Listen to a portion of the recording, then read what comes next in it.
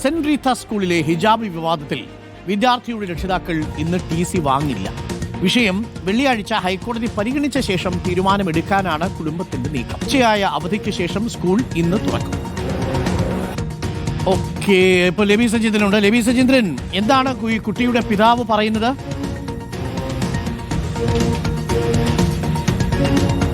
Doctor Arun, നമ്മൾ അദ്ദേഹവുമായും രാവിലെ ബന്ധപ്പെട്ടിരുന്നു, അഭിഭാഷകനുമായും സംസാരിച്ചിരുന്നു. രണ്ടുപേരും പറയുന്നത് ഇന്ന് TC വാങ്ങും എന്നുള്ള കാര്യമാണ് നേരത്തെ ഇവർ മാധ്യമങ്ങളെ അറിയിച്ചിരുന്നത്.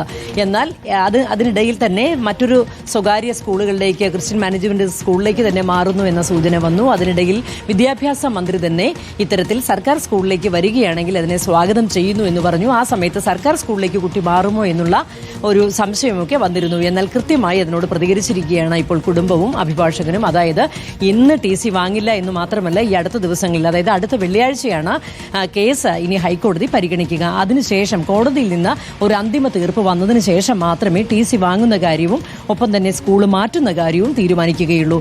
ഈ സ്കൂളിൽ തന്നെ പഠിക്കുന്ന ഒരു സാഹചര്യം കോടതി ഉത്തരവിൻ പ്രകാരം ഉണ്ടാവുകയാണെങ്കിൽ അതിന് സ്കൂൾ മാനേജ്മെന്റ് അതിനോട് അനുഭാവപൂർവ്വം ഒരു നിലപാട് സ്വീകരിച്ചാൽ മാത്രമേ ഇവിടെ തുടരുകയുള്ളൂ. സ്കൂൾ മാനേജ്മെന്റ് DDയുടെ റിപ്പോർട്ട് റദ്ദ് ചെയ്യണമെന്ന് ആവശ്യപ്പെട്ടുകൊണ്ടാണ് ഹൈക്കോടതിയിൽ ഹർജി സമർപ്പിച്ചത്.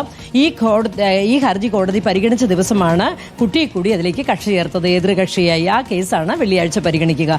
ഏതായാലും വെള്ളിയാഴ്ച കോടതി പരിഗണിക്കുമ്പോൾ അതിൽ ഉത്തരവ് വരികയാണെങ്കിൽ, അതല്ലെങ്കിൽ അത് അടുത്ത ദിവസം എപ്പോഴാണ് അതിന്റെ ഉത്തരവ് വരിക എന്നതിനെ അടിസ്ഥാനമാക്കിയിരിക്കും കുട്ടി ഈ സ്കൂളിൽ നിന്ന് TC വാങ്ങുന്നതും മറ്റേത് സ്കൂളിലേക്കാണ് മാറുന്നത്, അതോ ഈ സ്കൂളിൽ തന്നെ തുടരുമോ തുടങ്ങിയ കാര്യങ്ങളൊക്കെ അന്നിട്ടേ തീരുമാനിക്കുകയുള്ളൂ. ഡോക്ടർ അരുൺ.